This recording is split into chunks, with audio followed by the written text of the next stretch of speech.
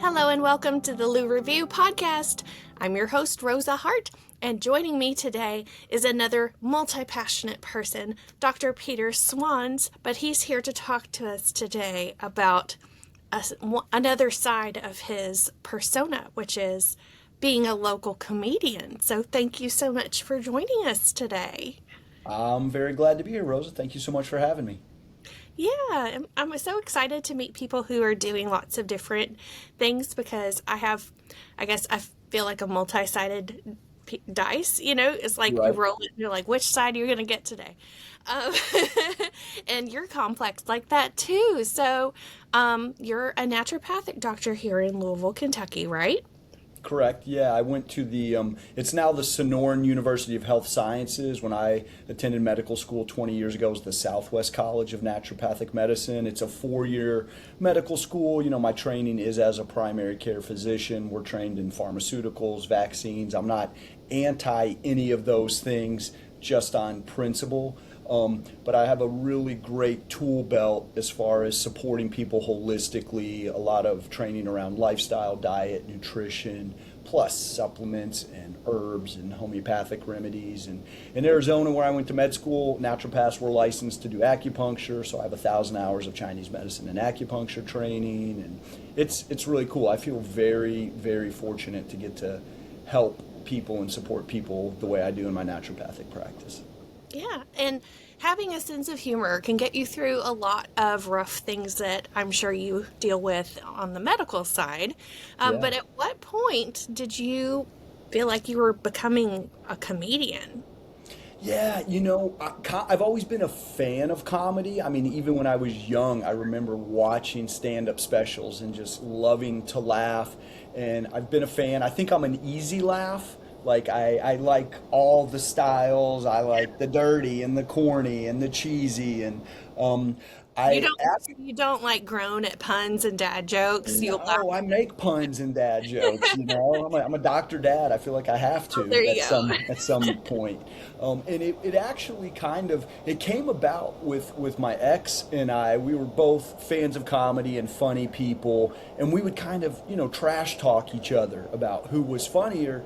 And we got to a point one time I was like, hey, we should both go to an open mic. Let's just both Okay. go up. We'll see how we each do. And it was kind of this. We didn't actually do that, but I started jotting down some ideas. And for a while, I was just kind of keeping a little notebook about some ideas. And then it was 10 years ago. It was actually on my 38th birthday was the first time I signed up and went and stepped on stage for an open mic. And you get like 3 minutes. And, I remember the nervousness of it, but I was also already had been doing health talks in front of Right. large groups of people for a decade. So I was pretty comfortable in front of a crowd. And I went up and it was great. I had a decent first go at it. And for the first like year and a half, I think I went to like 6 open mics. But Okay. I was kind of discouraged because there was a part of me that's like, well, I don't really have anything else new to say, Mm. there was a part of me that felt like, oh, I shouldn't keep repeating the same things, but that's not true at all. Like actually, if you want to get good, you need to practice your material and add to it. And then the Caravan Club, when I started, it had some temporary owners for like a 3-year stretch, and it was called the Laughing Derby. So Yes. do you remember? Yeah, so I went up the first few times at the Laughing Derby, and then when the club was purchased by the current owners, the Caravan, I went to a meeting and then decided, okay, I'm going to be intentional about this now. I'm gonna purposely go to an open mic at least once a week. I'm going to not stress about repeating stuff that I've been doing, and I'm going to say yes for any opportunity to perform. So if anybody says, hey, do you want to come do this? You want to try that? And I think within about 7 months, I got asked to do my first hosting gig at the Caravans. So Okay. that was how it started. So what all is entailed with the being a host? Is that kind of like being an MC of the event, or are you like opening, or does that mean you're the main show? It's both of those. It's two parts. It's you're the MC, you're greeting the crowd. If the club doesn't have the basic kind of rules laid out, you'll say that, hey, everybody silence your cell phones. If you need to talk or take a call, go to the lobby. And again, I was emceeing and hosting like health conference events. And so I like being up in front and engaging with the crowd. And the way they teach it is you kind of are talking as the MC host in the mic. And then when you transition to your jokes, normally the host will get to do like 10 minutes. That's when you pull the mic out of the mic stand. And then when you move the mic stand, it's like, now I'm transitioning into comic mode. Okay, so you have like a visual cue that this is a change in your process. That's how it was taught to us. And that's a big thing that they stress for people going to the open mics. Get the mic stand out of the way. Just kind of create that transition from I'm coming up and boom, here I am ready to deliver some material. Yeah, I love it when people are not constrained. Like when I give talks at different like health conferences or nursing events or whatever, if I'm tied to a podium, I absolutely hate that. For one thing, I probably spend a lot of money on a dress that is completely covered up.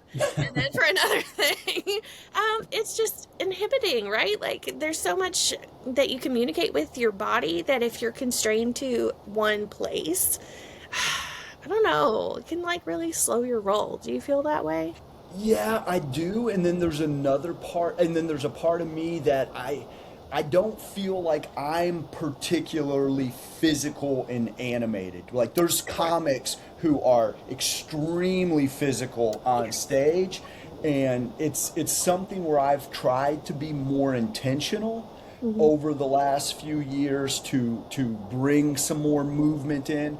But the open mics, because comedy's kind of a weird art pursuit, because to practice, you really need to be in front of other people. If you're a painter, a sculptor, even in a band, a musician, like you can just practice and create at home by yourself. But for comedy to really see if it's going to hit, you need that crowd. So for me, if I'm doing new stuff, I sort of throw out those basic things, and I will often not remove the mic from the mic stand, and I will just, because if you're only getting 4 minutes, it's like I don't want to take 20 seconds, away from new stuff I could have said. So when I'm trying brand new material, sometimes I will even just bring notes on and like read some of my notes. And then the goal for me is to take new ideas and then start to build them into a bit. And at some point, then move the mic. Hey, how do I physically want to tell this? Do I make faces? Do I look around? Do I kind of squat down or stand up? And it really, it can take a joke kind of to the next level when you add some of that physicality to it. Yeah, it definitely does. Like those, nonverbal cues that, we communicate with our bodies all the time in ways that we may consciously or unconsciously, be aware of. Now, as far as there are two main comedy clubs in Louisville right now at this point in December of 2025, right? And Right. you've performed at both of them, right? Yeah. So the Caravan, is kind of the original club here. In the history, it was founded in like 82, 83. It's been around a long time. Roseanne and Tim Allen and everybody. Jerry Seinfeld. I wonder if Seinfeld performed there. I wouldn't be surprised if he did, because Louisville was sort of a central hub for comics who were wanting to work the road, because the guy who started the club, he passed away a few years ago, but at one point his name was Tom Sobel. He was booking more comedy shows than any other booker anywhere in the U.S. So a lot, and because he had the colleges and the bars, and this was like before the internet. He was like chalkboard and telephone calls, but sending people all out. So there's this really amazing history to the Caravan, and it does feel special that that's the first place that ever, paid me to work a whole weekend. And then we're really fortunate because a few years ago, the Louisville Comedy Club opened, And that's a bigger, it's part of a chain that's owned, though it's a family owned business. And they've really started bringing in some performers that we weren't getting in Louisville, so that's been really exciting. And yeah, I feel fortunate to be able to work at both places. There's also a third kind of smaller like alt room called Planet of the Tapes. And yeah, if you haven't heard of Planet of the Tapes, it's really a neat space. And then they're bringing in, again, comics who are maybe not quite as mainstream, a little bit more in the kind of alt comedy scene. But it's another place that they do open mics, they put on local performers, and it's a cool room as well. Where's that? It's over off kind of near Baxter, and was it the Mile Wide Brewery? So like in the Highlands? Yes, yeah, close. Like between sort of like the Highlands and Baxter, and then like where the Nulu area is. And it sits back behind the Mile Wide. There used to be Diamonds. I'm spacing on the name of the road, but it's a cool place. And like they opened. God, did they open in 2020 or 2019? Like right as COVID, but they've survived. And they do a Sunday open mic there, and then a Monday one. Like when we wrap up, my plan is to go over there, this evening and tell some jokes. Yeah, because we're recording on a Sunday afternoon, and I was really amazed at the plethora of talent that we get here in Louisville, because it's not thought of as like a major city, and our international airport is kind of snickered at by people who fly internationally a lot. We don't even have any lounges in our airport. Right. I love our airport, not gonna lie. But I got to interview James Murray on here, but when he was going to the Louisville Comedy Club, and it just really piqued my interest. And then when Matt Hall introduced you and I was like, I feel like I'm getting pulled into this comedy scene here. And I would love to go sometime, like if Josh Johnson was back in town, or Theo Vaughn or something like that. Theo's great. Oh my gosh, he's so just down to earth. And I mean, people ask, like, is he even real? Because the stuff he says, he's like, how do you even come up with that? But it's one of those things, it's like, well, ChatGPT did not generate that. That's right. It's real comedy. That's original. Yeah, but I'm really excited. I'm going to be hosting at the Louisville Comedy Club December 26th and 7th, so right after Christmas here in a couple weeks, with Chris Kattan, who he was on Saturday Night Live, and he was in Night at the Roxbury with Will Ferrell. So I'm really excited. He's probably the biggest celebrity that I've will have worked with so far. So that I'm excited about that. And sometimes comedians do like the Yum Center or the Palace or something like that. Have you ever participated or been part of a show there too? Like not here in town. I mean, I've gone to watch some of my favorites there. There's a comic who he's a Bob and Tom regular. His name's Kostaki Economopoulos. And so he's a buddy of mine. He's the biggest name, like longest name, right, in comedy. Yes, literally. But he's taken me on the road with him a few times, to do a few shows here and there. And so we've performed. There's a theater called the Astra Theater in Jasper, Indiana. It seats about 350. So I think that's like. Yeah, it's really a nice old theater. So I've performed there a couple like times. Like a historic landmark or something? Yeah, I think so. And it's one of those, probably similar to the Palace. Like they came in and cleaned it up and fixed it up, and they have music and different stuff. And Jasper, a smaller town, like they come out and want to laugh. I've had so much fun both times that I've got to go there with him. It's been great. Yeah, that's a neat adventure. And so when you were learning, obviously you're kind of doing the self-taught method, just getting up and trying it and see what works. Are there any ways that people, if they feel like I've always wanted to do stand-up comedy, where can I get started? Is there a place they can learn, like a club or a, I don't know, like a tutorial type situation? There are, there's some books, and there's people who put together little courses, and there's actually, there are like normally a few times a year they will do like there's some comics who have been around established and they might do like a weekend hosting workshop, where new comics can go in and learn about hosting and hey, remember to move the mic and be sure you say your name and the other names of the comics on the show. I mean, it's weird for me to watch, like the host comes up and just starts telling jokes and everybody's like, wait, what? What's happening? Yeah. Can I keep my phone on? Does this mean I don't have to turn it off? That's right. So there are some ways where they'll do stuff like that to try to help people be more successful in the scene. I always, if people ask about doing it, I will often encourage people to sign up and go to one of the open mics at the comedy clubs, the Caravan, the Planet of the Tapes, or the Louisville Comedy Club, because there you're getting an audience who is expecting to hear jokes. So they're coming, it's a little, it can be a little more hit or miss when you're at an open mic at a bar.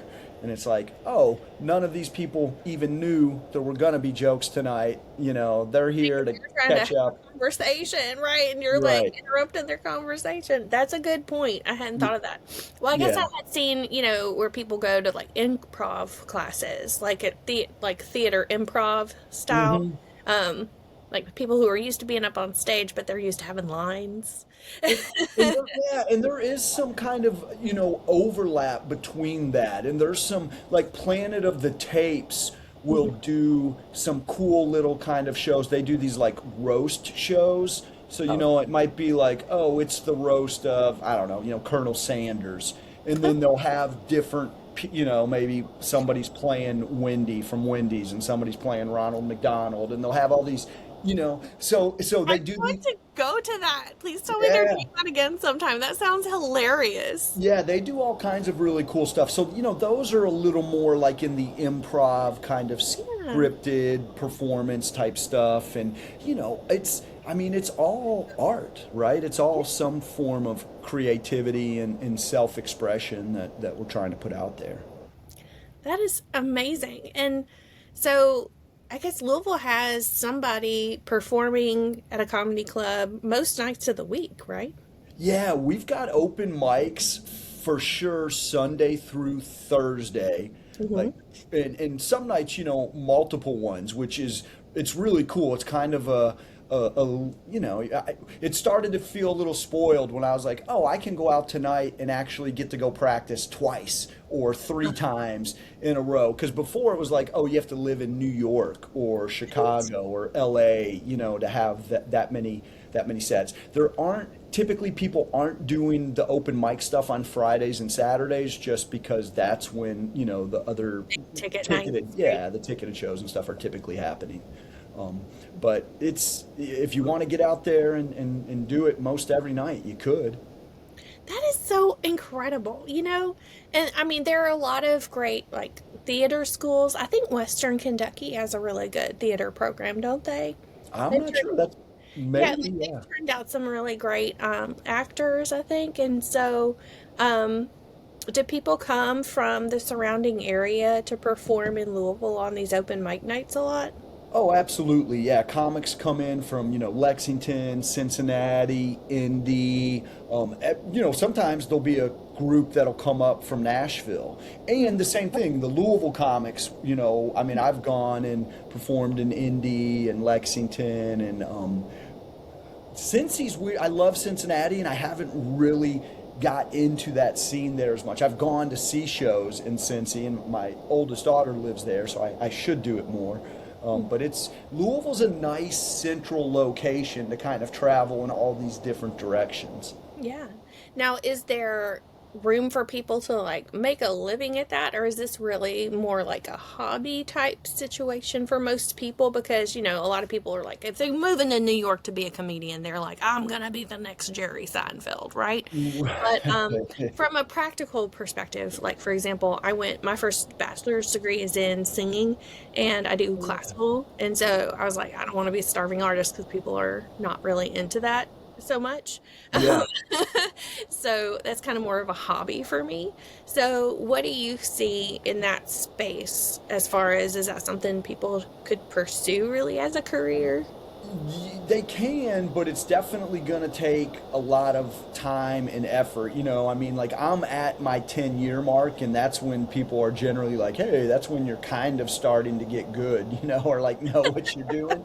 So it Wow. would be, but you really do need to be willing to get out on the road and Mm. perform and take shows. And then the other thing, I have a brother, my younger brother, he's an artist, he's a glass blower and a sculptor and really super Here? talented.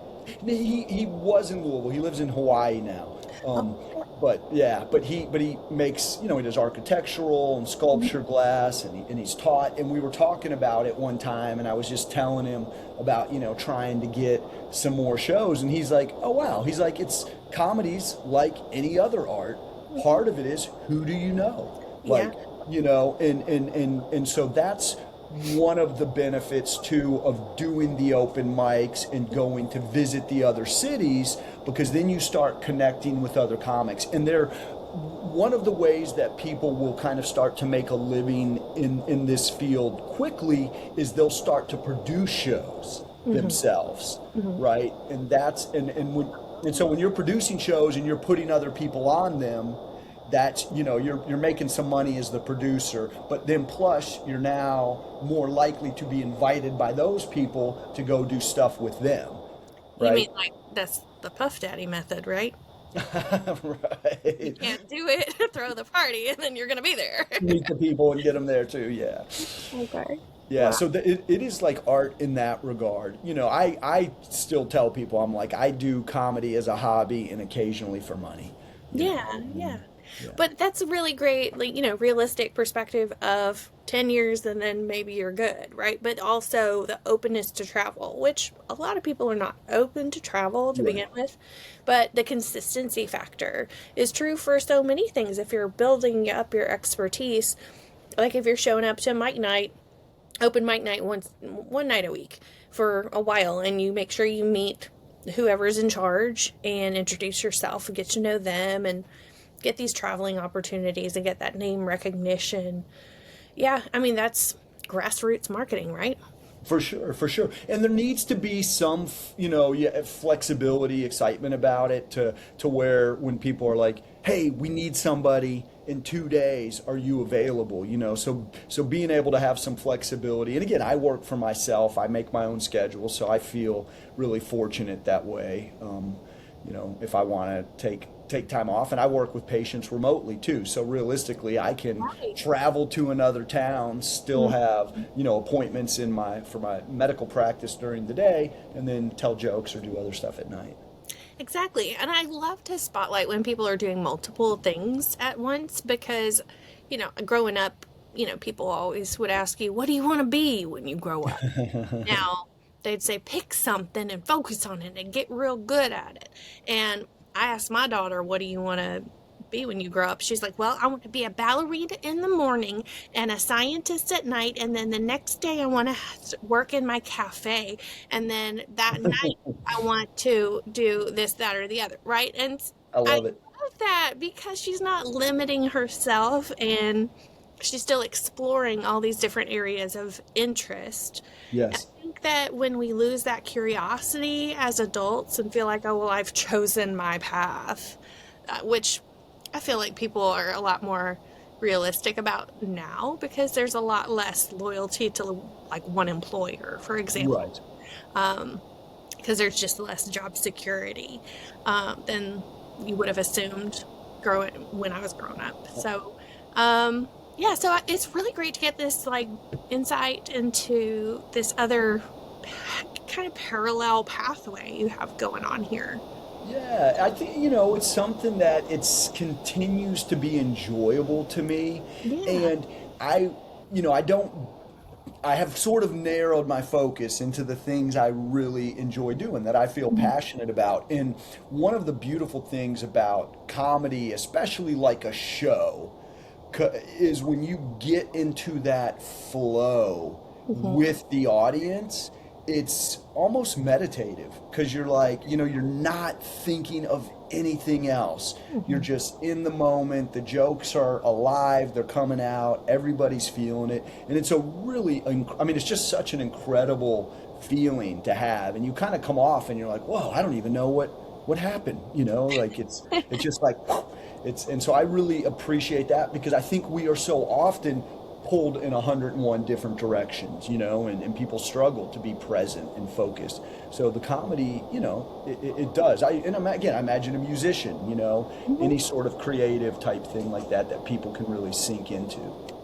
Well, and even like in these conversations, like I feel like it's the way to have an uninterrupted conversation with Right? people, because we have our phones off, and we're not going to be getting a lot of alerts. And my kids shouldn't be busting down the door unless somebody's bleeding. So, Fingers crossed. right, exactly. There was this one time my daughter did come in, and I was like, "What did I tell you?" And she was actually bleeding. Oh no, It was right. just a little bit. I was like, That's- "Okay," yeah.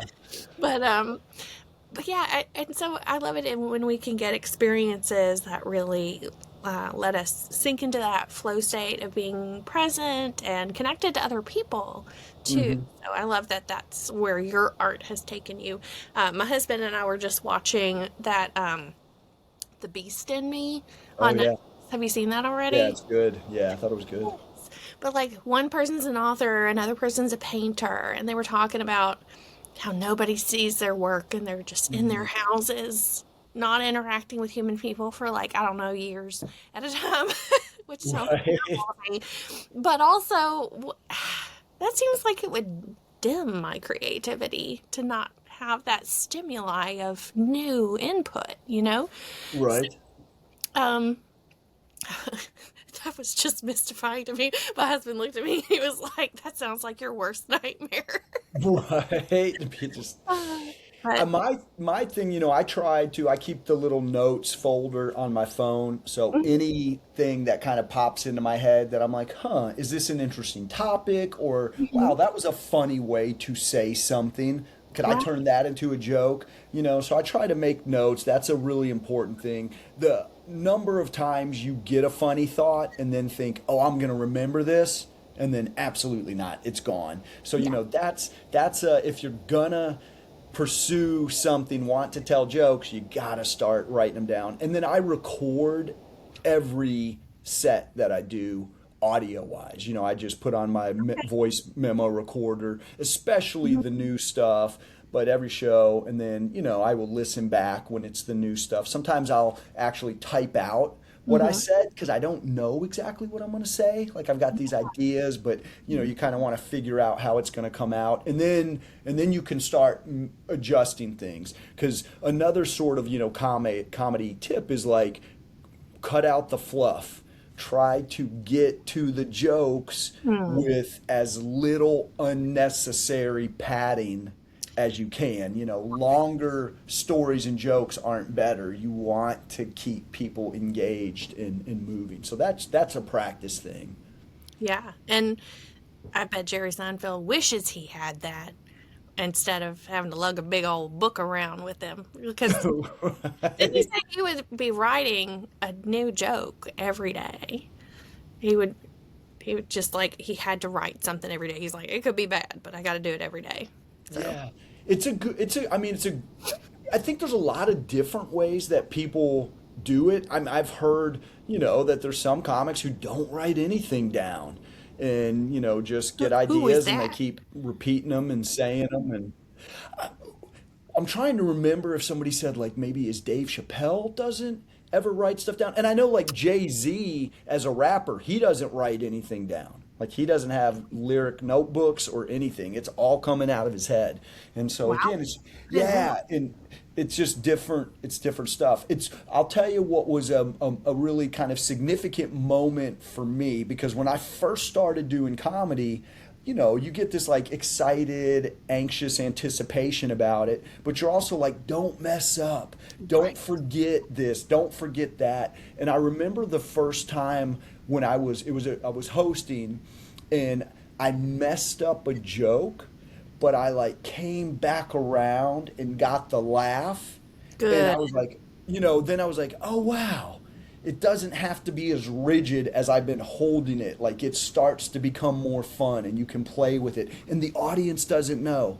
Like they just don't know if you messed up or forgot what you were going to say. So that's when it started to be a little more fun. I whitewater kayak and it felt the same way to that. Like, you're really nervous and you're holding your breath. And then once you start getting your rolls in, you're like, oh wow, this is a lot of fun now. Like, we know how to handle some of those unexpected moments or things that would stress you out at other times.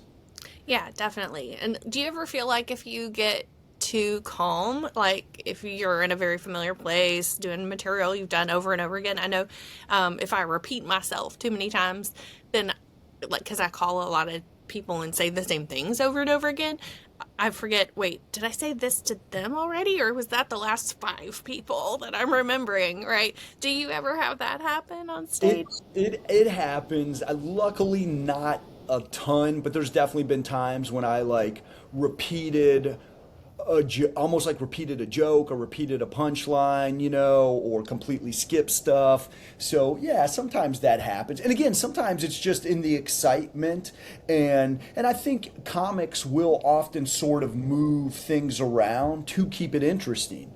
If you were just telling the same jokes in the exact same routine over and over again, that would get kind of boring. So I think that kind of sets it up. And I'll go back and listen to my sets, even where I'm like, oh, that was a super great set, and then I'll be like, I can't believe I forgot that tag right there, or but people don't know. Yeah, it's true. It's true. And so just knowing that, I'm sure, has a lot of freedom to it. So if somebody wants to come and hear you sometime at one of these shows, is there a place that they can like check and see where's Peter Swanz performing this week? Well, I don't have like a comedy specific website. I do have a Dr. Swan's comedy YouTube channel, but I don't post a lot of stuff up there. I don't really do like the crowd work, and a lot of comics will record and put their crowd work out on social. Yeah. Yeah, because then you're not necessarily, losing all of your jokes out into the internet, so that when people come to see you, you've still got stuff to make them laugh. I just have a couple videos up there, and the main reason I put them up is so that I can use those when I'm applying to go get work at other clubs or apply to, a festival or something. They typically want a 5 to 10 minute clip of a show or something like that. Yeah, and that's great material for that.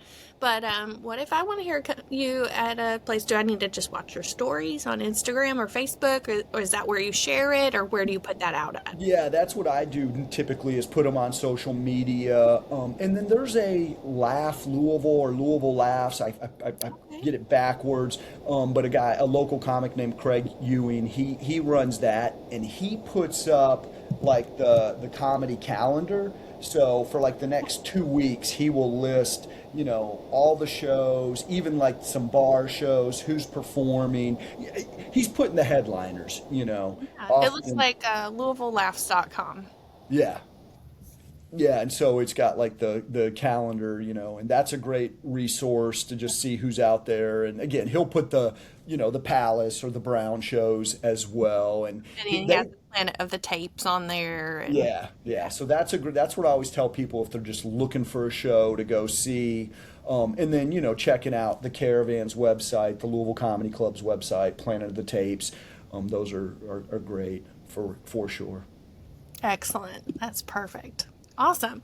Well, thank you so much for sharing your origin story with us and all these amazing opportunities here in Louisville. Louisville's a funny town now, isn't it?